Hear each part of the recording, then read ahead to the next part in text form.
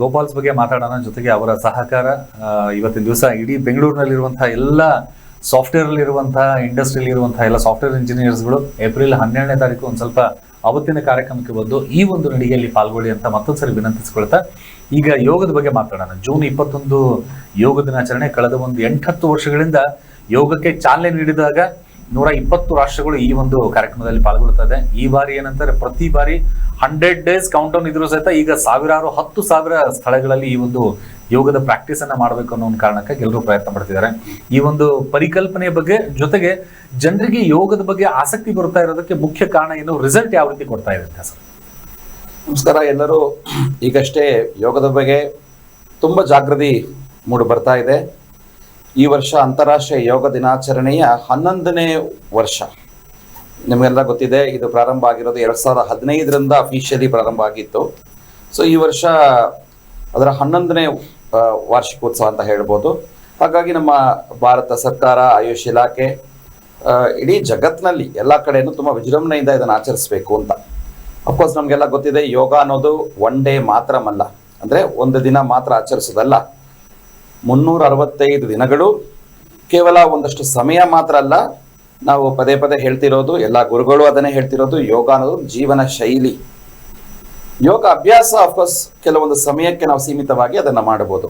ಆಸನ, ಪ್ರಾಣಾಯಾಮ, ಕ್ರಿಯಾ, ಧ್ಯಾನ ಇತ್ಯಾದಿಯನ್ನು ಒಂದಷ್ಟು ಸಮಯಕ್ಕೆ ಸೀಮಿತವಾಗಿ ನಾವು ನಿಷ್ಠೆಯಿಂದ, ಶ್ರದ್ಧೆಯಿಂದ ನಾವು ಮಾಡುವಂಥದ್ದಾಗುತ್ತೆ. ಬಟ್ ಯೋಗ ಅನ್ನೋದು ಒಂದು ಜೀವನ ಕ್ರಮ ಅಥವಾ ಜೀವನ ಶೈಲಿ ಅಂತ ನಾವು ಹೇಳೋದು. ಆ ರೀತಿಯಲ್ಲಿ ನೋಡಿದ್ರೆ ಪ್ರತಿದಿನವೂ ಕೂಡ ನಾವು ಅದನ್ನು ಅಳವಡಿಸ್ಕೊಂಡು ಬರುವಂಥದ್ದು. ಯೋಗ ಶಾರೀರಿಕವಾಗಿ ಮಾತ್ರ ಅಲ್ಲ, ಮಾನಸಿಕವಾಗಿ ಹಾಗೂ ನಮ್ಮ ಒಂದು ಆಧ್ಯಾತ್ಮಿಕ ರೀತಿಯಲ್ಲಿ, ನಮ್ಮ ಆತ್ಮಕ್ಕೆ ಉನ್ನತಿ ಕೊಡುವಂಥ ರೀತಿಯಲ್ಲಿ, ನಾವು ಶಾಂತಿ ಕೊಡುವ ರೀತಿಯಲ್ಲಿ ಮಾಡುವಂಥದ್ದು. ಸೊ ಈಗಾಗಲೇ ನಾಗೇಶ್ ಅವರು ತಾವು ಹೇಳಿದಾಗೆ, ಜಗತ್ತಿನಲ್ಲಿ ಯೋಗ ಡೇ ಪ್ರಾರಂಭ ಆಗುವಾಗಲೇ 177 ರಾಷ್ಟ್ರಗಳು, ವಿಶ್ವಸಂಸ್ಥೆ ಎಲ್ಲ ಸದಸ್ಯ ದೇಶಗಳು ಎಲ್ಲ ಕೂಡ ಅದಕ್ಕೆ ಬೆಂಬಲ ತೋರಿಸಿ ಎಲ್ಲ ಕಡೆ ಅದನ್ನು ಪ್ರಾರಂಭ ಮಾಡಿ, ಈಗ ಇರುವಂತಹ 196ಗೆ ಹೆಚ್ಚಿನ ರಾಷ್ಟ್ರಗಳು ಎಲ್ಲರೂ ಕೂಡ ಅದನ್ನು ಭಾಗವಹಿಸ್ತಾ ಬರ್ತಾ ಇದ್ದಾರೆ.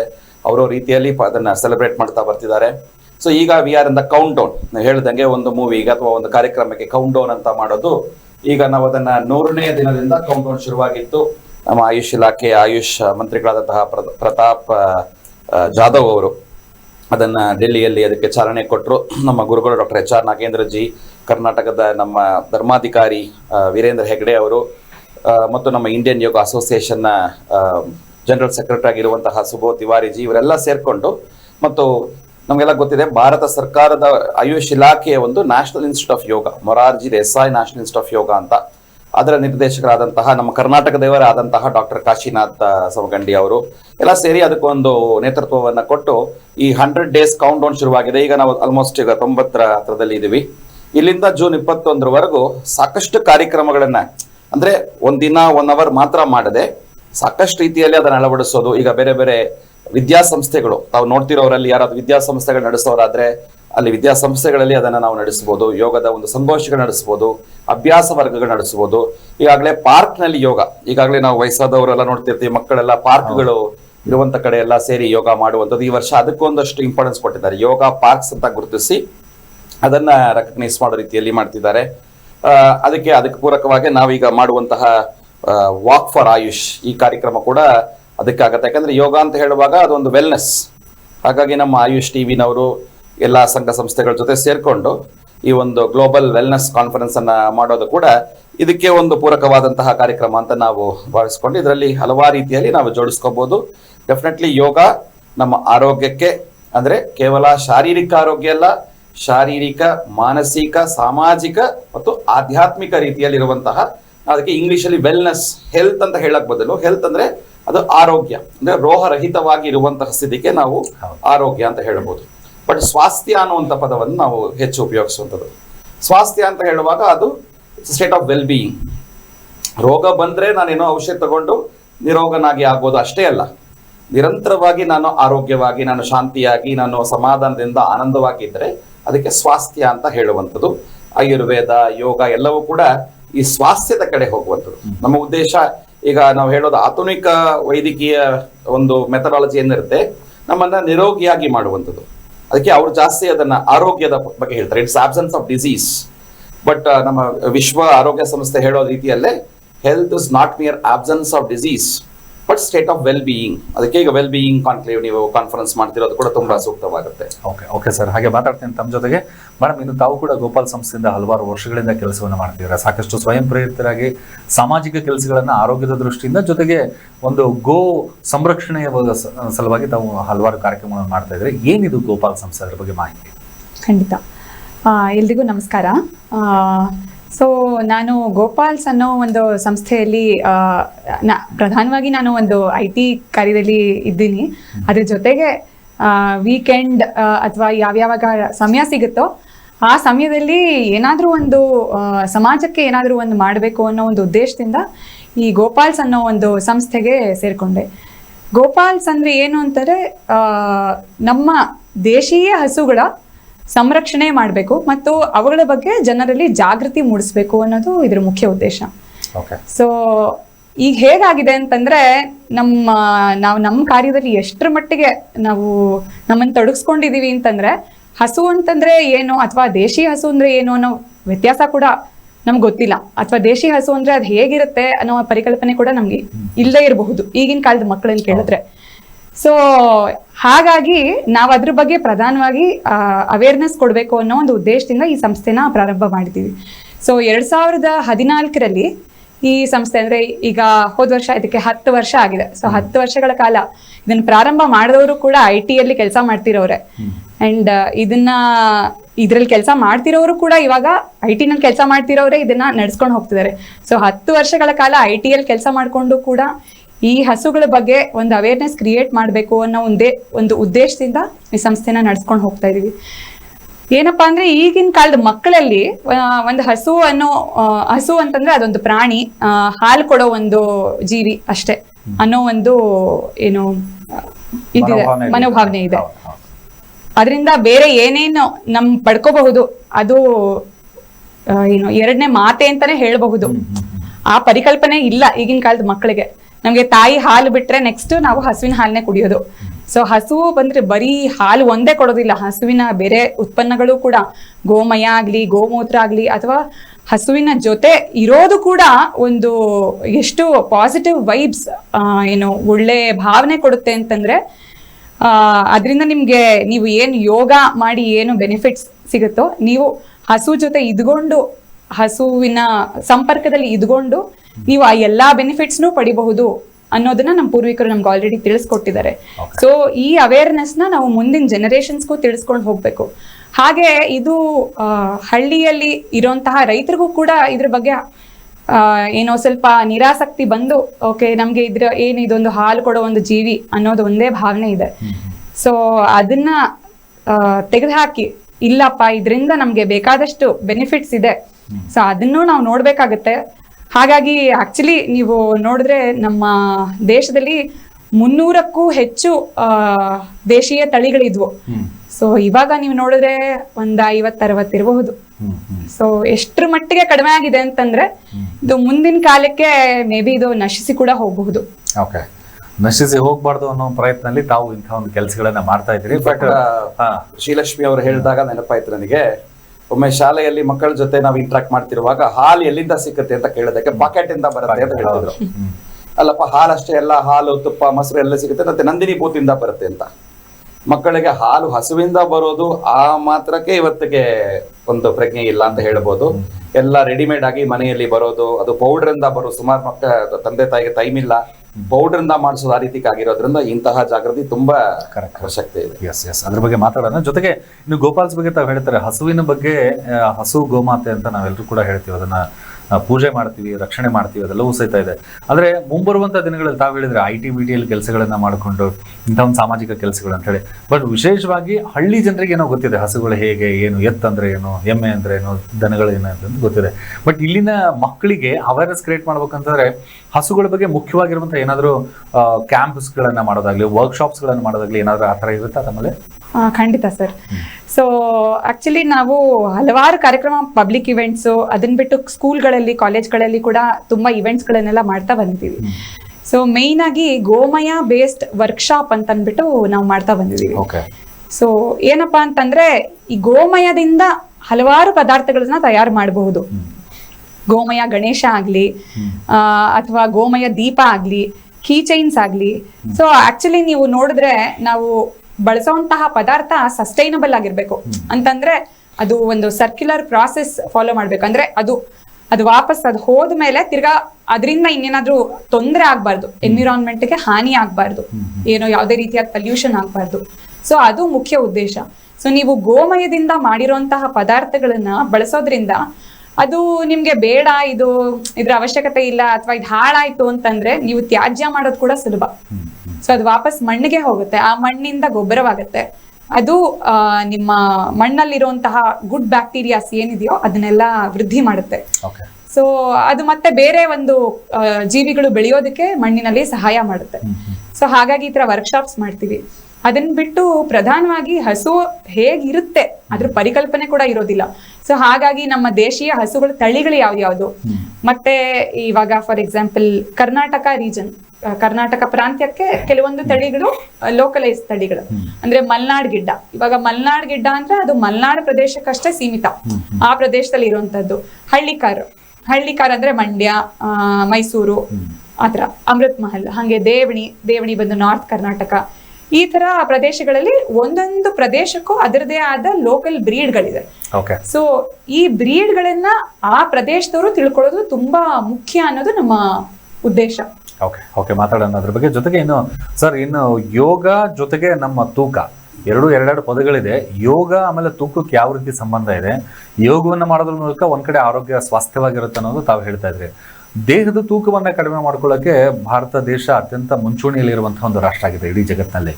ಅಂದ್ರೆ ನಮ್ಮ ಆಹಾರ ಕ್ರಮಗಳಾಗಿರ್ಬೋದು ಅಥವಾ ಎಲ್ಲ ಒಂದ್ ಕಡೆ ನಾವು ಇತ್ತೀಚಿನ ದಿನಗಳಲ್ಲಿ ವ್ಯಾಯಾಮದ ಪ್ರಕ್ರಿಯೆಗಳನ್ನು ಮಾಡೋದು ಕಡಿಮೆ ಆಗಿದೆ. ಆಹಾರ ಸೇವನೆಯಲ್ಲಿ ಜಂಕ್ ಫುಡ್ಸ್ಗಳನ್ನು ಜಾಸ್ತಿ ಸೇವನೆ ಮಾಡ್ತಾ ಇದ್ದೀವಿ. ಹೆರಿಡೇಟರಿಯಿಂದ ಬರುತ್ತೆ ಅಂತ ಸಾಕಷ್ಟು ಕಾರಣಗಳಿದೆ. ಬಟ್ ಅದೆಲ್ಲವೂ ಸಹಿತ ಬಿಟ್ಟರು ಸಹಿತ ಯೋಗ ಮಾಡೋದ್ರ ಮೂಲಕ ತೂಕ ನಿಜವಾಗ್ಲೂ ಕಡಿಮೆ ಆಗುತ್ತಾ? ನೀವು ಸರಿಯಾದ ವ್ಯಕ್ತಿ ಹತ್ರ ಕೇಳ್ತಿದ್ದೀರಾ ಅಥವಾ ತಪ್ಪಾದ ವ್ಯಕ್ತಿ ಹತ್ರ ಕೇಳ್ತಿದ್ದೀರಾ ಗೊತ್ತಿಲ್ಲ. ಅದು ಇದಕ್ಕೆ ನನಗೂ ಏನೋ ಸಂಬಂಧ ಇದೆ ಅಂತ ನೋಡಿದ ವೀಕ್ಷಕರಿಗೆ ಗೊತ್ತಾಗತ್ತೆ. ಬಟ್ ನಾನು ಹೇಳಬೇಕಾಗಿರೋದು ಏನಂದ್ರೆ, ಒಂದು ಯೋಗದ ಉದ್ದೇಶ ನಾಗಲೇ ಹೇಳಿದಂಗೆ ಸಮಗ್ರ ನಮ್ಮ ಆರೋಗ್ಯ ಅಥವಾ ಸ್ವಾಸ್ಥ್ಯದ ಉದ್ದೇಶ. ಎಲ್ಲೂ ಸಹ ನಮ್ಮ ಪ್ರಾಚೀನ ಗ್ರಂಥಗಳಲ್ಲಿ ಯೋಗ ಮಾಡೋದ್ರಿಂದ ನಿಮ್ಮ ತೂಕ ಕಡಿಮೆ ಆಗತ್ತೆ ಅಥವಾ ಯೋಗ ಮಾಡಿದ್ರೆ ಜಾಸ್ತಿ ಆಗತ್ತೆ, ಇದಕ್ಕದು ಯಾಕಂದ್ರೆ ಬಾಡಿಲಿ ವಿಷಯಗಳನ್ನ ಜಾಸ್ತಿ ಅಲ್ಲಿ ಉಲ್ಲೇಖನ ಮಾಡೇ ಇಲ್ಲ. ಬಟ್ ಇತ್ತೀಚಿನ ದಿನಗಳಲ್ಲಿ ಯಾವಾಗ ನಮ್ಮ ಯೋಗ ಆಸನಗಳು ಹೆಚ್ಚು ಹೊರದೇಶಗಳಿಗೆ, ವಿದೇಶಕ್ಕೆ ಹೋಯ್ತು, ಪಾಶ್ಚಾತ್ಯ ದೇಶಗಳಿಗೆ ಹೋಯ್ತು, ಅವಾಗಿಂದ ಈ ಯೋಗ ಮಾಡಿದ್ರೆ ನಾವು ಸಣ್ಣಕ್ಕಿರ್ತೀವಿ ಅನ್ನುವಂಥದ್ದು. ನೀವು ಪ್ರಾಚೀನ ಕಾಲದ ಯೋಗ ಗುರುಗಳು, ಸಾಕಷ್ಟು ಜನ ಯೋಗ ಗುರುಗಳು ನೀವು ನೋಡಿದ್ರೆ, ಅಂದ್ರೆ ಹಿಂದಿನ ಕಾಲದ ಗುರುಗಳ ಚಿತ್ರಗಳಿರುತ್ತೆ, ಫೋಟೋಗಳಿರುತ್ತೆ. ಅವ್ರು ಯಾರು ನೋಡಿದ್ರೆ ಇವತ್ತಿಗೆ ತೆಳ್ಳಗಿರುವಂತಹ, ಇವತ್ತಿನ ಕಾಲದಲ್ಲಿ ನಮಗೆ ಆದರ್ಶ ಯೋಗ ಗುರುಗಳು ಖಂಡಿತ ನಮ್ಮ ಬಾಬಾ ರಾಮದೇವ್ ಬಾಬಾ ಅವರು. ಬಾಬಾ ರಾಮದೇವ್ ಬಾಬಾ ಅವ್ರನ್ನ ನೋಡಿದವರೆಲ್ಲ ಬೇರೆ ಗುರುಗಳು ನೋಡಿದ ತಕ್ಷಣ ಇವ್ರಿಗೆ ಯೋಗ ಗುರುಗಳು ಅಲ್ಲವಾ ಅಂತ ಅನ್ಕೊಳ್ಳೋ ಅಷ್ಟಕ್ಕೆ ಆಗಿದೆ. ಬಟ್ ಅವರ ಫ್ಲೆಕ್ಸಿಬಿಲಿಟಿ, ನಮ್ಮ ಯೋಗದ ಉದ್ದೇಶ ವಪುಕೃಶತ್ವಂ ವದನೆ ಪ್ರಸನ್ನತಾ ನಾದಸ್ಫುಟತ್ವಂ ನಯನೇ ಸುನಿರ್ಮಲೆ ಅನ್ನಂತೆಲ್ಲ ಉಲ್ಲೇಖನ ಮಾಡಿದ್ದಾರೆ. ವಪುಕೃಶತ್ವಂ ಅಂದ್ರೆ body should be lighter, flexibility. Body should be thinner ಅನ್ನುವಂಥದ್ದು ಮೂಲ ಉದ್ದೇಶ ಇಲ್ಲ. ಈಗ ಅದಾಗುತ್ತೆ, ಅದನ್ನು ನಾನು ಬರ್ತೀನಿ. ಬಟ್ ಫಸ್ಟ್ ಮೂಲ ಉದ್ದೇಶ ಎಲ್ಲೂ ಆ ತರ ಉಲ್ಲೇಖ ಇಲ್ಲ.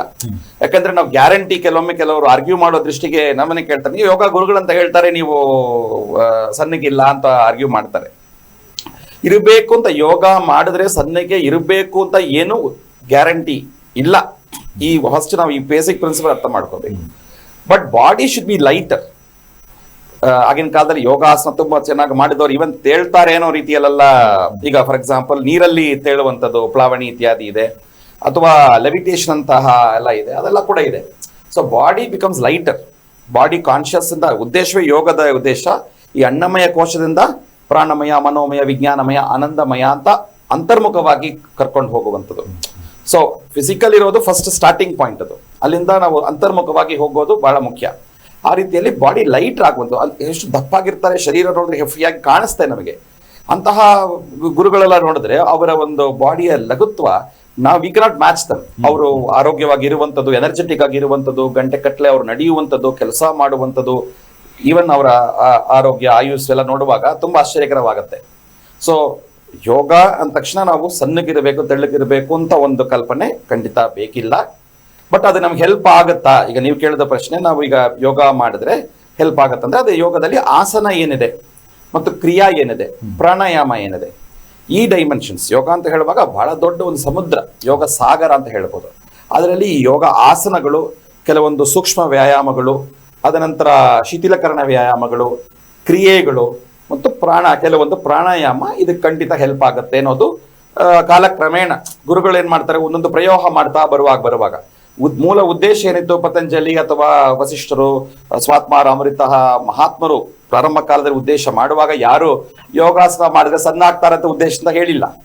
ಅವರು ಆತ್ಮನೋ ಮೋಕ್ಷಾರ್ಥ ಜಗತ್ ಹಿತಾಯ ಅಂತ ತುಂಬಾ ವಿಶಾಲವಾದಂತ ಕಲ್ಪನೆಯಿಂದ ಅದನ್ನ ಪ್ರಾರಂಭ ಮಾಡಿದ್ದು.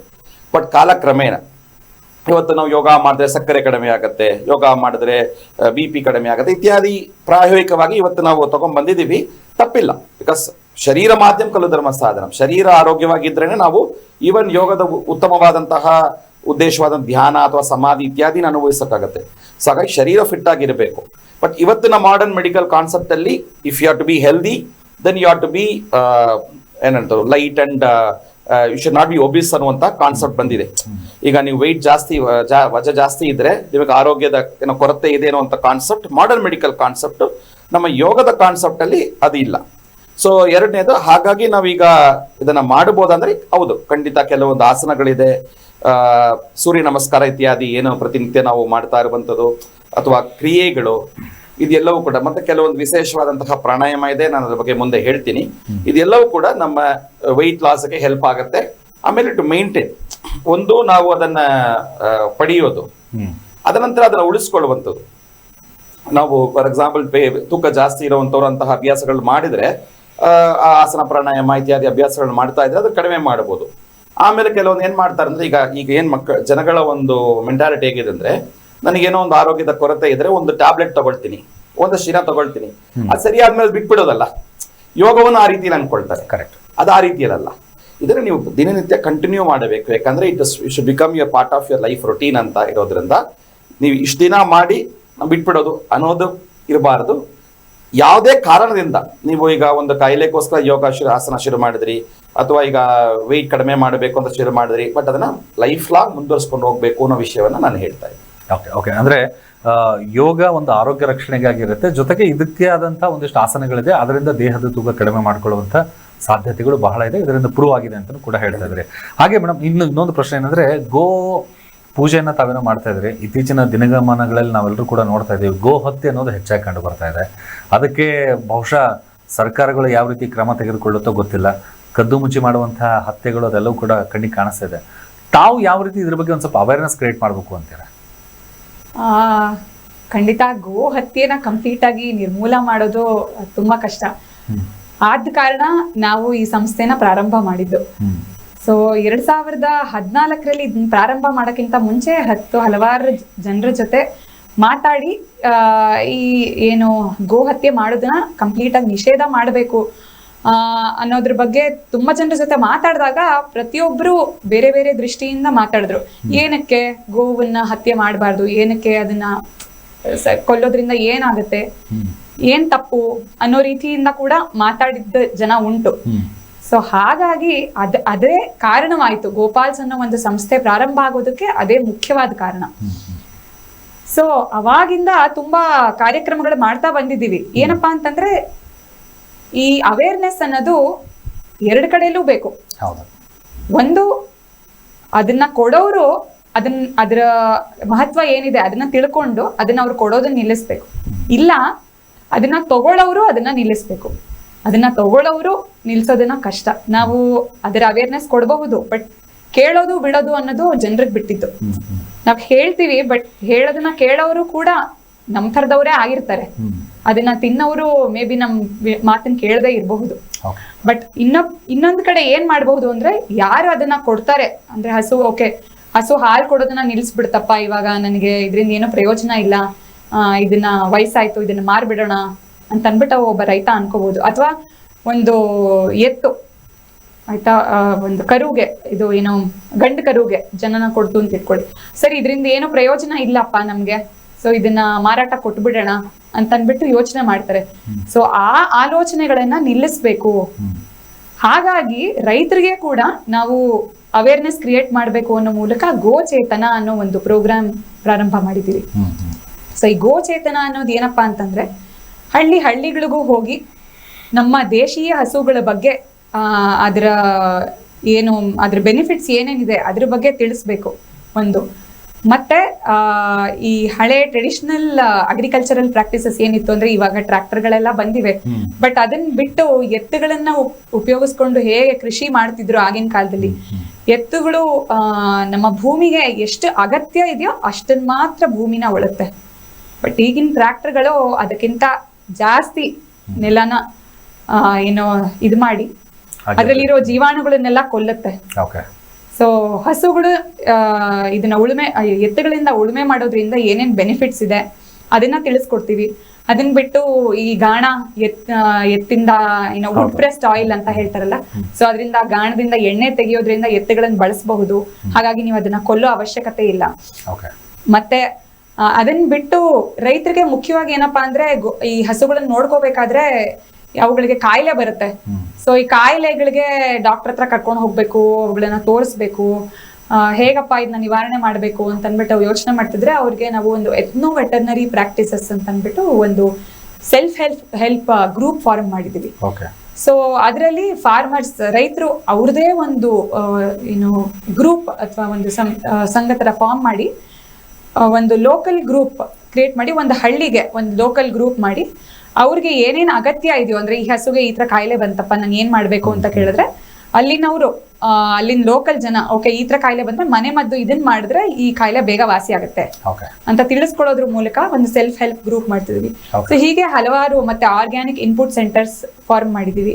ಸರ್, ಈಗ 4 ದಿನಗಳ ಕಾರ್ಯಕ್ರಮವನ್ನು ನಾವು ಮಾಡ್ತಾ ಇದೀವಿ. ಈ ಒಂದು ಉದ್ದೇಶ ಏನಂತಂದ್ರೆ ಆರೋಗ್ಯಕರವಾಗಿರುವಂತಹ ಒಂದು ಸಮಾಜ ನಿರ್ಮಾಣ ಆಗ್ಬೇಕು ಅನ್ನೋ ನಿಟ್ಟಿನಲ್ಲಿ ಒಂದ್ ಕಡೆ ಇಂಥ ಒಂದು ನಮ್ಮಂತ ವಾಹಿನಿಗಳ ಮೂಲಕ ನಡೀತಾ ಇರುವಂತ ಒಂದು ಪ್ರಯತ್ನ. ಇನ್ನು ತೂಕದ ಸಮಸ್ಯೆಯಿಂದ ಬಳಲ್ತಾ ಇರೋ ಸಾಕಷ್ಟು ಪ್ರಾಬ್ಲಮ್ ಇದೆ. ಏನಂದ್ರೆ ಒಂದು ಸೊಸೈಟಿಯಲ್ಲಿ ಹೋಗಿ ನಾನು ತುಂಬಾ ದಪ್ಪ ಇದ್ದ ಅಂದ್ರೆ ನನ್ನನ್ನ ದಪ್ಪ ಅಂತ ಕಡೆಗಣಿಸ್ತಾರೆ ಅಂತ ಒಂದಿಷ್ಟು ಭಾವನೆಗಳು, ಎಲ್ಲ ಒಂದ್ ಕಡೆ ಯಂಗ್ಸ್ಟರ್ಸ್ಗಳಿಗೆ ಮದುವೆ ಆಗಲ್ಲ ಅನ್ನೋ ಒಂದಿಷ್ಟು ವೇದನೆಗಳು, ಮದುವೆ ಆದ್ಮೇಲೆ ಮಕ್ಕಳಾಗಲ್ಲ ಒಂದಿಷ್ಟು ದುಃಖಗಳು. ಅಂದ್ರೆ ಹಂತ ಹಂತವಾಗಿ ಒಂದ್ಸರಿ ಮನುಷ್ಯನ ದೇಹ ತೂಕ ಜಾಸ್ತಿ ಆಯ್ತು ಅಂದ್ರೆ ಹಂತ ಹಂತವಾಗಿ ಕಾಯಿಲೆಗಳು ಬರ್ತಾನೆ ಇರುತ್ತೆ. ಇದರಲ್ಲಿ ಮುಖ್ಯವಾಗಿ ಬರುವಂತಹ ಕಾಯಿಲೆಗಳು ಹೇಗೆ, ಆಮೇಲೆ ಹೇಗೆ ನಾವು ಎಚ್ಚೆತ್ಕೊಂಡ್ರೆ ಒಳ್ಳೇದು ಅಂತ. ಈಗ ಆಲ್ಮೋಸ್ಟ್ ಎಲ್ಲ ಕಾಯಿಲೆಗಳಿಗೂ ಸೈಕೋಸೊಮ್ಯಾಟಿಕ್ ಏಲ್ಮೆಂಟ್ಸ್ ಅಂತ ನಾವು ಹೇಳ್ತೀವಿ. ಈಗ ಲೈಫ್ ಸ್ಟೈಲ್ ಡಿಸಾರ್ಡರ್ಸ್ ಅಂತ ಕೂಡ ಹೇಳ್ತಾರೆ. ಡಯಾಬಿಟಿಸ್, ಆಸ್ತಮಾ, BP, ಕ್ಯಾನ್ಸರ್ ಇತ್ಯಾದಿ ಎಲ್ಲದೂ ಕೂಡ ಲೈಫ್ ಸ್ಟೈಲ್ ಡಿಸಾರ್ಡರ್ಸ್ ಅಂತಾರೆ. ಅಂದ್ರೆ ಜೀವನ ಶೈಲಿಯಲ್ಲಿ ಆಗುವಂತ ಬದಲಾವಣೆಯಿಂದ ಆಗುವಂತದ್ದಾಗಿದೆ. ನೀವು ಹೇಳ್ದಂಗೆ ಅದರಲ್ಲಿ ಈಗ ಫರ್ಟಿಲಿಟಿ ಪ್ರಾಬ್ಲಮ್ ಕೂಡ ತುಂಬಾ ಸೇರ್ಕೊಂಡಿದೆ. ಇತ್ತೀಚೆಗೆ ತುಂಬಾ ಅದು ಮುಖ್ಯವಾದಂತಹ ಕಾರಣವಾಗಿದೆ. ಇದೆಲ್ಲದೂ ನೋಡುವಾಗ ಯಾಕೆ ಈ ಕಾಯಿಲೆಗಳು ಬರ್ತಾ ಇದೆ ಅಂತ, ಮುಂಚೆ ಒಂದು ಕಾಯಿಲೆ ಇದ್ರೆ ತಲೆನೋವಿದ್ರೆ ತಲೆಗೇನೋ ಹಚ್ಕೊಳ್ಳೋದು ಅಥವಾ ಟ್ಯಾಬ್ಲೆಟ್ ತಗೊಳ್ಳೋದು, ಬೆನ್ನೋವಿದ್ರೆ ಬೆನ್ನಿಗೇನೋ ಟ್ರೀಟ್ಮೆಂಟ್ ಮಾಡೋದು, ಹಾಗೆ ಇತ್ತು. ಈಗ ಲೈಫ್ ಸ್ಟೈಲ್ ಅಂತ ಆದ್ಮೇಲೆ ಯಾಕೆ ಈ ಕಾಯಿಲೆಗಳು ಬರ್ತಿದೆ ನೋಡುವಾಗ, ಒಂದು ಲ್ಯಾಕ್ ಆಫ್ ರೆಗ್ಯುಲರ್ ಎಕ್ಸಸೈಸ್, ಇನ್ನು ಎರಡನೇದು ಇರ್ರೆಗ್ಯುಲರ್ ಸ್ಲೀಪ್ ಪ್ಯಾಟರ್ನ್, ಮೂರನೇದು ಲ್ಯಾಕ್ ಆಫ್ ಇಂಪ್ರಾಪರ್ ಡಯಟ್, ಇನ್ನು ನಾಲ್ಕನೇದು ಅನ್ಕಂಟ್ರೋಲ್ಡ್ ಸ್ಟ್ರೆಸ್ ಏನಿದೆ, ಮತ್ತೆ ಬ್ಯಾಡ್ ಹ್ಯಾಬಿಟ್ಸ್. ಈ 5 ಕಾರಣ ಹೇಳ್ತಾರೆ. ಇದು 5 ಕೂಡ ಈ ಒಬಿಸಿಟಿಗೆ ಮುಖ್ಯ ಕಾರಣವಾಗಿದೆ. ಹಾಗಾಗಿ ಆ ರೀತಿಯಲ್ಲಿ ಒಬಿಸಿಟಿ ಎಲ್ಲಾ ಕಾಯಿಲೆಗಳಿಗೂ ಕಾರಣ ಅಂತ ಹೇಳ್ಬೋದು. ಇದಂತ ಹೇಳದೆ ಅದಂತ ಹೇಳದೆ ಇವತ್ತು ಏನ್ ಬರ್ತಿದೆ ನೋಡಿದ್ರೆ ಅದಕ್ಕೆ ಇದೊಂದು ಮುಖ್ಯವಾದಂತಹ ರೀತಿಯಲ್ಲಾಗಿದೆ. ಸೊ ಹಾಗಾಗಿ ಮೊದಲು ಬೇಕಿರುವಂತದ್ದು ರೆಗ್ಯುಲರ್ ಎಕ್ಸಸೈಸ್. ಈಗ ಇತ್ತೀಚೆಗೆ ನಮ್ಮ ವಿಶ್ವ ಸ್ವಾಸ್ಥ್ಯ ಸಂಸ್ಥೆ ಅಥವಾ ಆರೋಗ್ಯ ಸಂಸ್ಥೆ WHO, ವರ್ಲ್ಡ್ ಹೆಲ್ತ್ ಆರ್ಗನೈಸೇಷನ್ ಒಂದು ರಿಸರ್ಚ್ ನ ಮುಖಾಂತರ ಹೇಳಿರುವಂತದ್ದು, ನಾವು ಆಲ್ಮೋಸ್ಟ್ 6 ಗಂಟೆ ಕಾಲಕ್ಕೆ ಮೇಲೆ ಯಾರು ಕೂತ್ಕೊಂಡು ಕೆಲಸ ಮಾಡ್ತಿರ್ತಾರೆ. ಸುಮಾರು ಜನ ಈಗ IT ಯಲ್ಲಿ ಮಾಡುತ್ತಿರೋರು, ವರ್ಕ್ ಫ್ರಮ್ ಹೋಮ್ ಅಂತ ಹೇಳಿ ಮನೆಯಲ್ಲೂ ಕೂತ್ಕೊಳ್ಳೋದು, ಆಫೀಸ್ಗೆ ಹೋದ್ರೆ ಹೋಮ್ವರ್ಕ್ ನ ಮನೆಯಲ್ಲೇ ಆಫೀಸಲ್ಲಿ ಮಾಡೋದು, ಆ ರೀತಿಗೆ ಆಗ್ಬಿಟ್ಟಿದೆ. ಅಂದ್ರೆ ಮಕ್ಕಳದ ಹೋಮ್ವರ್ಕ್ ಪ್ರಾಜೆಕ್ಟ್ಸ್, ಮಕ್ಕಳಿಗಿಂತ ಪ್ಯಾರೆಂಟ್ಸ್ ಜಾಸ್ತಿ ಕೂತ್ಕೊಂಡು ಪ್ರಾಜೆಕ್ಟ್ಸ್ ಮಾಡುವಂತದ್ದಾಗ್ಬಿಟ್ಟಿದೆ ಇವತ್ತಿಗೆ. ಸೊ ಒಂದು 6 hours ಮೇಲೆ ಕಂಟಿನ್ಯೂಸ್ ಆಗಿ ಕೂತ್ಕೊಂಡು ಯಾರು ಕೆಲಸ ಮಾಡ್ತಾರೆ, that is equivalent to taking more than 2 cigarettes a day ಅಂತ. ಈಗ ಸಿಗರೆಟ್ ಅಂತ ಅದು ಕಾಮನ್ ಆಗ್ಬಿಟ್ಟಿದೆ. ಅದು ಬೆಂಗಳೂರಲ್ಲಂತೂ ಹೆಣ್ಮಕ್ಕಳು ಕಾಲೇಜ್ ಆಚೆ ಕಡೆ ಎಲ್ಲ ಇದನ್ನ ಯಾರಾದ್ರು ಕಾಲೇಜ್ ನಡೆಸುವಂತ ಆಡಳಿತದವ್ರು ನೋಡಿದ್ರೆ ದಯವಿಟ್ಟು ಸ್ವಲ್ಪ ನೀವೇನಾದ್ರೂ ಅದಕ್ಕೆ ಕ್ರಮ ತಗೋಬೇಕು. ಹಾನಿಕರವಾದಂಥದ್ದು, ವಿಮೆನ್ಸ್ ಹೆಲ್ತ್ ಕೂಡ ತುಂಬಾ ಅದು ಒಂಥರ ಬಾಧೆ ತರುವಂಥದ್ದು. ಸೊ ಈ ಇರ್ರೆಗ್ಯುಲರ್ ಎಕ್ಸಸೈಸಸ್, ಎರಡನೇದು ಇಂಪ್ರಾಪರ್ ಸ್ಲೀಪ್, ಇದೆಲ್ಲವೂ ಕೂಡ ಒಬೆಸಿಟಿ ಕಾರಣವಾಗುತ್ತೆ. ಆ ಮುಖಾಂತರ ಮತ್ತೆ ಡಯಟ್, ಫುಡ್ ಎಲ್ಲ ಜಂಕ್ ಫುಡ್. ಮುಂಚೆ ಎಲ್ಲ ಅನ್ನದಾತ ಸ್ವಿಗ್ಗಿ ಭವ ಅಂತ ಹೇಳ್ತಿದೀವಿ, ಈಗ ಅನ್ನದಾತ ಸ್ವಿಗ್ಗಿ ಭವ ಅಂತ ಆಗ್ಬಿಟ್ಟಿದೆ. ಶಾಲೆಗಳಲ್ಲಿ ನೋಡಿದ್ರೆ ಈಗ ಆಚೆ ಕಡೆ ಎಷ್ಟು ಈ ಫುಡ್ ಡೆಲಿವರಿ ಪಾರ್ಟ್ನರ್ಸ್ ಬಂದು ನಿಂತ್ಕೊಂಡು ಮಕ್ಕಳಿಗೆ ಊಟ ಕೊಡುವಂಥದ್ದು. ಹಾಗಾಗಿ ಈಗ ಸಣ್ಣ ಮಕ್ಕಳ ಪ್ರಾಯದಲ್ಲೇ ಅವರಿಗೆ ಜಾಸ್ತಿ ವೆಯ್ಟ್ ಆಗುವಂಥದ್ದು ತುಂಬಾ ಆಗ್ಬಿಟ್ಟಿದೆ. ಅದರಿಂದ ಕಾಂಪ್ಲಿಕೇಶನ್ಸ್ ಜಾಸ್ತಿ, ಮುಖ್ಯವಾಗಿ ಅದು ಸಕ್ಕರೆ ಕಾಯಿಲೆ ಇರ್ಬೋದು, ಇವತ್ತು ಈವನ್ ಕ್ಯಾನ್ಸರ್ ಇರ್ಬೋದು, ಇದೆಲ್ಲ ಕೂಡ ಅದು ಮೂಲ ಕಾರಣವಾಗಿದೆ. ಹಾಗಾಗಿ ವೆಯ್ಟ್ ಮ್ಯಾನೇಜ್ಮೆಂಟ್ ಬಹಳ ಮುಖ್ಯ.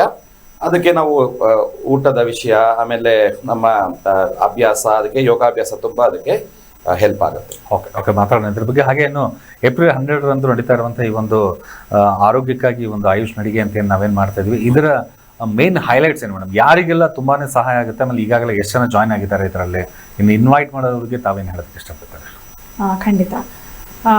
ಈ ಏಪ್ರಿಲ್ 12ನೇ ತಾರೀಕು ವಾಕ್ ಫಾರ್ ಆಯುಷ್ ಅನ್ನೋ ಒಂದು ಕಾರ್ಯಕ್ರಮಕ್ಕೆ ಆಗಲಿ 100 ಜನ ರಿಜಿಸ್ಟರ್ ಮಾಡ್ಕೊಂಡಿದ್ದಾರೆ. ಇದರ ಮುಖ್ಯ ಉದ್ದೇಶ ಏನಪ್ಪಾ ಅಂದ್ರೆ, ಜನರು ತಮ್ಮ ಕೆಲಸಗಳನ್ನ ಬಿಟ್ಟು ತಮ್ಮ ಆರೋಗ್ಯದತ್ತ ನಡಿಬೇಕು ಅನ್ನೋದೇ ಮುಖ್ಯವಾದ ಉದ್ದೇಶ. So health, environment, agriculture and life style, ಈ 4 ಅಂಶಗಳು ತುಂಬಾ ಮುಖ್ಯ ಒಬ್ಬ ಮನುಷ್ಯನ ಬೆಳವಣಿಗೆಗೆ ಅಥವಾ ಅವನ ಉತ್ತಮವಾದ ಆರೋಗ್ಯಕ್ಕೆ. ಈ 4 ಅಂಶಗಳು ತುಂಬಾ ಮುಖ್ಯ ಅನ್ನೋದನ್ನ ತಿಳಿಸ್ಕೊಡೋದು ನಮ್ಮ ಉದ್ದೇಶ. ಸೊ ಹಾಗಾಗಿ ಹೆಚ್ಚಿನ ಜನ ಮಕ್ಕಳಾಗ್ಲಿ ಅಥವಾ ವಯಸ್ಸಾದವರಾಗ್ಲಿ ಅಥವಾ IT-BTಯಲ್ಲಿ ಕೆಲಸ ಮಾಡೋರಾಗ್ಲಿ ಅಥವಾ ಬೇರೆ ಏನಾದ್ರೂ ಕೆಲಸದಲ್ಲಿ ಮಾಡ್ತಾ ಇರೋರಾಗ್ಲಿ, ಖಂಡಿತವಾಗ್ಲೂ ಏಪ್ರಿಲ್ 12ನೇ ತಾರೀಕು ಅದು ಶನಿವಾರ ಬಂದಿದೆ.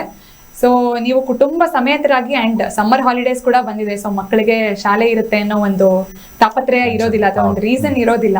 ಸೊ ಹಾಗಾಗಿ ಮಕ್ಕಳನ್ನು ಕರ್ಕೊಂಡು ಕುಟುಂಬ ಸಮೇತರಾಗಿ ಗೇಟ್ ನಂಬರ್ 6 ಪ್ಯಾಲೇಸ್ ಗ್ರೌಂಡ್ಸಿನ ಗ್ರ್ಯಾಂಡ್ ಕ್ಯಾಸಲ್ ನಲ್ಲಿ ಈ ವಾಕ್ ಫಾರ್ ಆಯುಷ್ ಅನ್ನೋ ಒಂದು ಕಾರ್ಯಕ್ರಮ ನಡೆಸಬೇಕು ಅಂತ ಅನ್ಕೊಂಡಿರ್ತೀವಿ.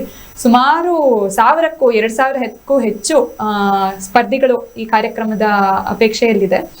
ಸೊ ಹಾಗಾಗಿ ಹಲವಾರು ಸಂಖ್ಯೆಯಲ್ಲಿ ಜನ ಬಂದು ರಿಜಿಸ್ಟರ್ ಮಾಡ್ಕೊಳ್ಳಿ. ಸೊ ರಿಜಿಸ್ಟ್ರೇಷನ್ ಲಿಂಕ್ ನ ಆಲ್ರೆಡಿ ಆಯುಷ್ ಟಿವಿನಲ್ಲಿ ಪ್ರೊವೈಡ್ ಮಾಡಿದ್ದೀರಾ.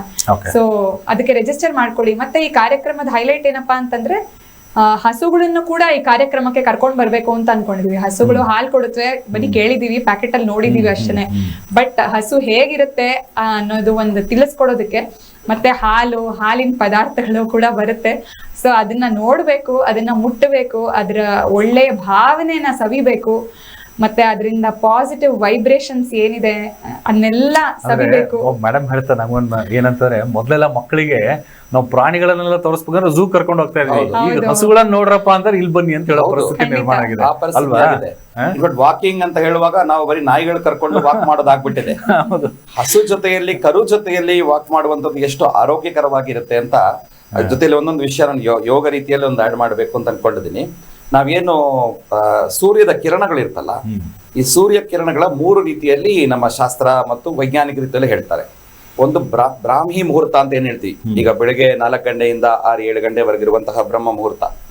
ಮತ್ತೆ ಸಾಯಂಕಾಲ ಸಂಧ್ಯಾ, ಈಗ 6ರಿಂದ 8 ಗಂಟೆ ನಾವು ಸಾಯಂ ಸಂಧ್ಯಾ ಅಂತ ಮಾಡ್ತೀವಿ. ಈ ಸಂಧ್ಯಾ ಕಾಲದಲ್ಲಿರುವಂತಹ ಸೂರ್ಯ ಕಿರಣಕ್ಕೆ ಗೋಕಿರಣ ಅಂತ ಹೇಳ್ತಾರೆ. ಅನಂತರ ಹಗಲೊತ್ತು ಏನಿರುತ್ತೆ ಅದಕ್ಕೆ ಅಶ್ವಕಿರಣ ಅಂತ ಹೇಳ್ತಾರೆ. ರಾತ್ರಿ ಏನಿರುತ್ತೆ ಅದಕ್ಕೆ ಸರ್ಪಕಿರಣ ಅಂತ. ಗೋಕಿರಣ, ಅಶ್ವಕಿರಣ, ಸರ್ಪಕಿರಣ. ಗೋಕಿರಣ, ಗೋ ಅನ್ನೋದು ಒಂದು ಸಾತ್ವಿಕವಾದಂತಹ ಪ್ರಾಣಿ. ಹೇಗಿದೆ, ಹಸುವಿನ ಜೊತೆಯಲ್ಲಿ ಇರುವಾಗಲೇ ಆ ಸಾತ್ವಿಕ ರೇಡಿಯೇಷನ್ ಜಾಸ್ತಿ ಆಗುತ್ತೆ ಅಂತ ವೈಜ್ಞಾನಿಕ ರೀತಿಯಲ್ಲಿ ಇವತ್ತು ಹೇಳ್ತಾರೆ. ಎಷ್ಟೋ ಕಡೆ ಈಗ ಅದೊಂದು kind of therapy, touch therapy ಅಂತ ಏನ್ ಹೇಳ್ತಾರೆ. ಹಸು ಜೊತೆಯಲ್ಲಿ ಇರೋದು, ಅಲ್ಲಿ ನಾವು ಟಚ್ ಮಾಡೋದು, ಗೋಮಯ ಇತ್ಯಾದಿ ಪ್ರಾಡಕ್ಟ್ಸ್ ಅನ್ನ ನಾವು ಮುಟ್ಟೋದು, ಆ ರೀತಿಯಲ್ಲಿ ತುಂಬಾ ಒಂಥರ ಪಾಸಿಟಿವ್ ವೈಬ್ರೇಷನ್ ಕ್ರಿಯೇಟ್ ಆಗುತ್ತೆ. ಸೊ ಬೆಳಗ್ಗೆ ನಾವ್ ಯಾಕೆ ವಾಕಿಂಗ್ ಬರಬೇಕು, ಇತ್ತೀಚೆಗೆ ಒಂದು ಮಕ್ಕಳ ಕ್ಯಾಂಪ್ ಇತ್ತು, ಅಲ್ಲಿ ಹೋಗಿ ಎಲ್ಲರನ್ನು ಕೇಳ್ತಿದೆ. ಮಕ್ಕಳೆಲ್ಲ ರೆಸಿಡೆನ್ಷಿಯಲ್ ಕ್ಯಾಂಪ್, ಎಲ್ಲರೂ ಅಲ್ಲೇ ಬಂದು ಅಲ್ಲಿ ಸ್ಟೇ ಮಾಡಿ, ಅಲ್ಲಿ ವಸತಿ ಎಲ್ಲ ಅಲ್ಲೇ ಇತ್ತು. ಹೇಗಿದೆ ಮಕ್ಕಳೆಲ್ಲ ಎಂಜಾಯ್ ಮಾಡ್ತೀರಾ ಹೇಗೆ ಅಂತ ಕೇಳಿದ್ರೆ, ಎಲ್ಲರೂ ತುಂಬಾ ಚೆನ್ನಾಗಿದೆ ಅಂಕಲ್ ಅದನ್ನ ಹೇಳ್ತಿದ್ರು. ಒಂದು ಹುಡುಗಿ ಹೇಳಿದ್ರು, ಎಲ್ಲ ಚೆನ್ನಾಗಿದೆ uncle except for this midnight yoga ಅಂತ. ಮಿಡ್ ನೈಟ್ ಯೋಗಾನ ಯಾರು ಮಾಡಿಸ್ತಾ ಇದಾರೆ ಅಂತ. ಮಿಡ್ ನೈಟ್ 6 ಗಂಟೆಗೆ ನಮ್ಗೆ ಯೋಗ ಮಾಡಿಸ್ತಾ ಇದಾರೆ ಅಂಕಲ್. ಬೆಳಗ್ಗೆ 6 ಗಂಟೆ, ಈಗ ನಮ್ಮದೆಲ್ಲ 5 ಗಂಟೆಗೆ ಇದ್ದಿದ್ದು. ಇತ್ತೀಚೆಗೆ ಮಕ್ಕಳಿಗೆ ಅದು ಅಭ್ಯಾಸ ತಪ್ಪೋಗಿದೆ ಅಂತ ನಾವು 5 ಗಂಟೆ ಇರೋದನ್ನ 6 ಗಂಟೆಗೆ ಮಾಡಿದ್ವಿ. ಅಂದ್ರೆ 5-5:30 ಎದ್ದು ರೆಡಿಯಾಗಿ ಫ್ರೆಶ್ ಆಗಿ 6 ಗಂಟೆ ಯೋಗಾಭ್ಯಾಸ ಶುರು ಮಾಡಿದ್ರೆ ಅದು ಮಿಡ್ ನೈಟ್ ಆಗಿದೆ ಆ ಮಕ್ಕಳಿಗೆ. ಸೊ ಬೆಳಗ್ಗೆ ಅವರು ಹೊರಗಡೆ ವಾತಾವರಣ ಹೇಗಿರುತ್ತೆ ಅನ್ನೋದೇ ನೋಡಿಲ್ಲ. ಅಂತ ಸಮಯದಲ್ಲಿ ಅದೇ ಹಸುಗೂ ಇದಕ್ಕೂ ಏನ್ ಸಂಬಂಧ ನೋಡಿ, ವಾಕ್ ಮಾಡುವಾಗ ಸೂರ್ಯ ಕಿರಣ ಕೂಡ ಅದಕ್ಕೆ ನಮ್ಮ ಶಾಸ್ತ್ರ ಹೇಳೋದು ಬೆಳಗ್ಗೆ ಇರೋದು ಗೋಕಿರಣ ಅಂತ. ಮತ್ತೆ ರಾತ್ರಿಯಲ್ಲಿ ಕೆಲಸ ಮಾಡ್ತಿರ್ತಾರೆ ಐಟಿನವರು, ಅದು ಸರ್ಪಕಿರಣ. ಸರ್ಪದ ವಿಷ ಹೇಗಿರುತ್ತೆ ರಾತ್ರಿಯಲ್ಲಿ ಆತರ ಇರುತ್ತೆ ಅಂತೆ. ಸೊ ಆತರ ಮಾಡಿ ಸ್ಲೀಪ್ ಪ್ಯಾಟರ್ನ್ ಚೇಂಜ್ ಆಗಿರೋದಕ್ಕೆ ಸ್ವಲ್ಪ ಬಂದು ನಾವು ಈ ತರ ನಡಿಗೆ ಮಾಡೋದ್ರಿಂದ ಒಳ್ಳೆ ಅಭ್ಯಾಸ ಆಗತ್ತೆ, ಸಂಕಲ್ಪ ಮಾಡ್ಕೊಳ್ಳೋಣ. ಎಸ್, ಹಾಗೆ ಮಾತಾಡೋಣ. ಒಂದು ಕಾಲ್ ಇದೆ. ನಮಸ್ಕಾರ. ಹಲೋ, ಹೇಳಿ, ತಮ್ಮ ಹೆಸರು ಯಾವ್ರಿಂದ ಸರ್? ಸರ್ ನಮಸ್ಕಾರ, ಶರತ್ ಮಾತಾಡೋದು. ಹೇಳಿ ಸರ್, ಏನ್ ಪ್ರಶ್ನೆ? ಸರ್ ಇದು ಡಯಾಬಿಟಿಸ್ಗೆ ಯಾವ ತರ ಯೋಗ ಮಾಡ್ಬೇಕು ಅಂತ ತಿಳ್ಕೊಬೇಕಿತ್ತು sir.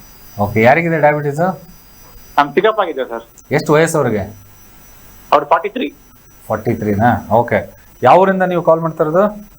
Tumakuru sir. Tumakuru. Okay, ಮಾತಾಡಿ. ಶರತ್ ಅವರೇ ಮಾತಾಡಿ. ನಮಸ್ಕಾರ ಶರತ್ ಅವರೇ. ನಮಸ್ಕಾರ ಸರ್. ನಮಸ್ಕಾರ. ಡಯಾಬಿಟಿಸ್ ಇವತ್ತಿಗೆ ನಾವು ಹೇಳ್ತಿದ್ದೀವಿ, ಭಾರತ ದೇಶ is become the world capital of diabetes ಅಂತ. ಹಾಗಾಗಿ ನಮ್ಮ ಯೋಗ ಗುರುಗಳಾದಂಥ ಡಾಕ್ಟರ್ ನಾಗೇಂದ್ರಜಿ ಅವರು ಒಂದು ಮಧುಮೇಹ ನಿಯಂತ್ರಿತ ಭಾರತ ಅಂತ ಒಂದು ಅಭಿಯಾನವನ್ನೇ ಶುರು ಮಾಡಿ ಅದನ್ನ ಮಾಡ್ತಾ ಇದ್ದಾರೆ. ಸಾಕಷ್ಟು ಎಲ್ಲ ಕಡೆ ಅದನ್ನ ಮಾಡ್ಕೊಂಡು ಬರ್ತಾ ಇದೀವಿ. ಅಫ್ಕೋರ್ಸ್ ಇದಕ್ಕೆಲ್ಲ ಮೂಲ ಕಾರಣ ನಾವು ಯಾವಾಗಲೂ ಅದೇ ಈಗಷ್ಟೇ ನಾನು ಹೇಳ್ತಾ ಇದ್ದೆ, ಒಂದು ಕಾಯಿಲೆ ಅಥವಾ ಒಂದಂದ್ರೆ ಅದಕ್ಕೇನೋ ಒಂದು ಕ್ಯಾಪ್ಸೂಲ್ ರೀತಿಯಲ್ಲಿ ನಾವು ಅಪ್ರೋಚ್ ಮಾಡಬಾರ್ದು. ಅಫ್ಕೋರ್ಸ್ ನಾವು ರಿಸರ್ಚ್ ಅಲ್ಲಿ ಸಂಶೋಧನೆ ಮಾಡಿ ಈಗ ನೀವು ಅರ್ಧ ಮಶ್ಚೇಂದ್ರಾಸನ ಅಥವಾ ವಕ್ರಾಸನ ಅನ್ನೋ ಒಂದು ಟ್ವಿಸ್ಟಿಂಗ್ ಯಾವುದು ನಮ್ಮ ಪ್ಯಾಂಕ್ರಿಯಾಸಕ್ಕೆ ಜಾಸ್ತಿ ಟ್ವಿಸ್ಟಿಂಗ್ ಕೊಡುತ್ತೆ, ಆವಾಗ ಈ ಏನು ಇನ್ಸುಲಿನ್ ಸೆಕ್ರೀಷನ್ ಜಾಸ್ತಿ ಆಗುತ್ತೆ ಅಂತ ಆ ಥರ ಒಂದಷ್ಟು ಅಭ್ಯಾಸಗಳನ್ನ ಹೇಳ್ತಾರೆ. ಬಟ್ ಅದನ್ನು ನೀವು ಮಾಡಬೇಕಾದ್ರೆ ಸ್ಟ್ರೈಟ್ ಅವೇ ಮಾಡಕ್ ಆಗೋದಿಲ್ಲ. ಈಗ ಅಭ್ಯಾಸ ಗೊತ್ತಿಲ್ಲ, ನಿಮ್ಮ ಚಿಕ್ಕಪ್ಪ ಅವರು ಮುಂಚೆಯಿಂದ ಯೋಗಾಭ್ಯಾಸ ಮಾಡಿದಾರ ಗೊತ್ತಿಲ್ಲ. ಸ್ಟ್ರೈಟ್ ಅವೇ ನಾವು ಇದು ಉಪಯೋಗ ಆಗುತ್ತೆ ಅಂತ ತಕ್ಷಣ ಸ್ಟ್ರೈಟ್ ಅವೇ ಅದು ಮಾಡಕ್ ಆಗೋದಿಲ್ಲ. ಅದಕ್ಕೆ ಮುಂಚೆ ಪ್ರಿಪರೇಟರಿ ಆಗಿ ಕೆಲವೊಂದು ವ್ಯಾಯಾಮಗಳನ್ನ ಮಾಡಿ ಕ್ರಮೇಣ ಅದಕ್ಕೆ ಹೋಗಬೇಕು. ಸೂರ್ಯ ನಮಸ್ಕಾರ ಅದು ಒಂದು ಒಳ್ಳೆ ದಿನಚರಿ. ನಾವು ಕೇವಲ ಒಂದು ಶಾರ್ಟ್ ಟರ್ಮ್ ಗೋಲ್ ಆಗಿ ನೋಡದೆ ಸೂರ್ಯ ನಮಸ್ಕಾರ ಅಂತ ಇರುವಂತ, ನೀವು ತುಮಕೂರಲ್ಲಿ ಇದ್ದೀರಾ, ಸಾಕಷ್ಟು ಯೋಗ ಟೀಚರ್ಸ್ ಅಲ್ಲಿದ್ದಾರೆ, ಅಲ್ಲಿ ಹೋಗಿ ನೀವು ನಮ್ಮ ರಾಮಸ್ವಾಮಿ ಅಣ್ಣ ಅಂತ ಹೇಳಿ ಪತಂಜಲಿ ಯೋಗ ಶಿಕ್ಷಣ ಸಮಿತಿಯವರು ತುಮಕೂರಿಂದನೇ ಇವತ್ತು ಇಡೀ ನಮ್ಮ ಕರ್ನಾಟಕದಲ್ಲಿ ಎಲ್ಲ ಕಡೆ ಉಚಿತವಾಗಿ ಯೋಗಾಭ್ಯಾಸವನ್ನ ಮಾಡ್ಕೊಂಡು ಬರ್ತಿರುವಂತವ್ರು. ಸೊ ನೀವು ಪತಂಜಲಿ ಯೋಗ ಶಿಕ್ಷಣ ಸಮಿತಿ ಅಲ್ಲಿ ತುಮಕೂರಲ್ಲಿ ಎಲ್ಲಿದೆ ಅಂತ ಕೇಳಿ, ಅಲ್ಲಿ ಉಚಿತವಾದಂತ ಕ್ಲಾಸ್ಗೆ ದಿನ ನಿಮ್ಮ ಚಿಕ್ಕಪ್ಪ ಅವ್ರು ಹೋಗ್ಲಿ, ಬಹಳಷ್ಟು ಬೇಗ ಅವರು ಇದರಿಂದ ಹೊರಗೆ ಬರುವಂಥದ್ದು. ಈಗ ಹೇಳ್ತಾರೆ once a diabetic is ever a diabetic ಅಂತ, ಆತರ ಏನಿಲ್ಲ. ರಿವರ್ಸಲ್ ಈಗ ಆಗ್ತಾ ಇದೆ. ಸೊ ಅದು ಹೇಗೆ ಅಂದ್ರೆ ಅದು ಮತ್ತೆ ತುಂಬಾ ಚಿಕ್ಕವರು, ಅವರು 43 ಅನ್ನೋದು ಇಸ್ ವೆರಿ ಯಂಗ್.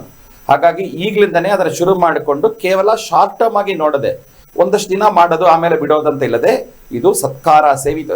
ಪತಂಜಲಿ ಹೇಳ್ತಾರೆ ಇದೊಂದು ಅಭ್ಯಾಸ ಅಂದ್ರೆ ನಿರಂತರವಾಗಿ ದೀರ್ಘಕಾಲವಾಗಿ ಇರಬೇಕು. ಪ್ರತಿದಿನ ನಮ್ಮ ಆರೋಗ್ಯಕ್ಕೋಸ್ಕರ ಎಷ್ಟೆಷ್ಟೋ ವೇಸ್ಟ್ ಮಾಡ್ತಿದ್ದೀವಿ ನಾವು, ಮೊಬೈಲಲ್ಲಿ ಎಷ್ಟು ವೇಸ್ಟ್ ಮಾಡ್ತಿದ್ದೀವಿ, ವ್ಯರ್ಥವಾಗಿ ಎಷ್ಟು ಸಮಯವನ್ನು ಕಳೀತಾ ಇದ್ವಿ. ಟಿವಿ ನೋಡ್ಕೊಂಡು, ಅಫ್ಕೋರ್ಸ್ ಆಯುಷ್ ಟಿವಿ ನೋಡಿ, ಬೇರೆ ಎಲ್ಲ ನೋಡ್ಕೊಂಡು ನಾವು ಎಷ್ಟು ಸಮಯ ವ್ಯರ್ಥ ಮಾಡ್ತಿದ್ದೀವಿ. ಅದಕ್ಕೆ ಒಂದು ಅಟ್ಲೀಸ್ಟ್ ಕೇವಲ ಪ್ರತಿನಿತ್ಯ ಒಂದು 30 ನಿಮಿಷಗಳು, ಮುಂಚೆ ಎಲ್ಲ 1 ಅವರ್ ಹೇಳ್ತಿದೀವಿ, ಈಗ ನೀವು ಒಂದು 30 ನಿಮಿಷ ಮಾಡಿ. ಈಗ ಆಯುಷ್ ಮಿನಿಸ್ಟ್ರಿ 5 ಮಿನಿಟ್ಸ್ ಯೋಗ ಬ್ರೇಕ್ ಅಂತ ಮಾಡಿದ್ದಾರೆ.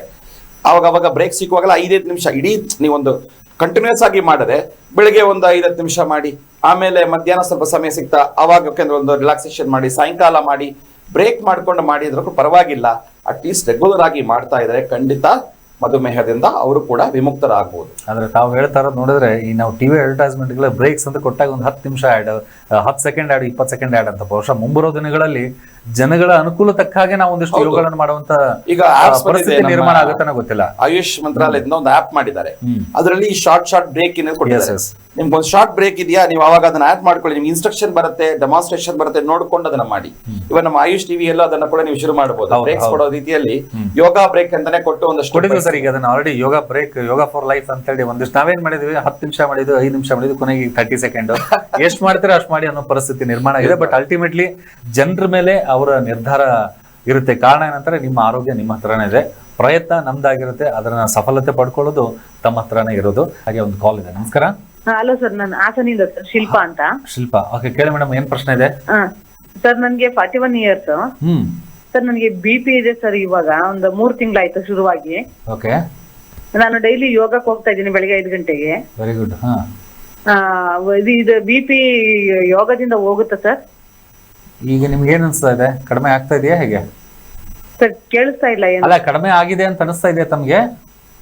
ಸರ್ ಕಡಿಮೆ ಅಂದ್ರೆ ಸರ್ ಡೈಲಿ ಮಾತ್ರೆ ತಗೊಳಕ್ಕೆ ಕೊಟ್ಟಿದ್ದಾರೆ. ಓಕೆ. ನಾ ಇಲ್ಲಿ ಒಬ್ರು ಆಯುರ್ವೇದಿಕ್ ಡಾಕ್ಟರ್ ಹತ್ರ ತೋರಿಸ್ದೆ, ಅವರು ಸ್ವಲ್ಪ ಡೈಲಿ ಒಂದಿನ ಬಿಟ್ಟು ತಗೊಳ್ಳಿ ಅಂತ ಹೇಳಿದ್ರು. ಓಕೆ. ಹಂಗೆ ಸ್ವಲ್ಪ ದಿನ ಆತರ ಮಾಡ್ದೆ. ಸ್ವಲ್ಪ ಕೈ ಕಾಲೆಲ್ಲ ವೈಬ್ರೇಷನ್ ಬಂದಂಗ ಆಗುತ್ತೆ ಸರ್. ಓಕೆ.